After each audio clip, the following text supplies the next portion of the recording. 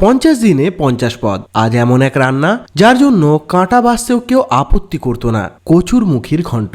কচুরমুখী মানেই ধৈর্যের পরীক্ষা।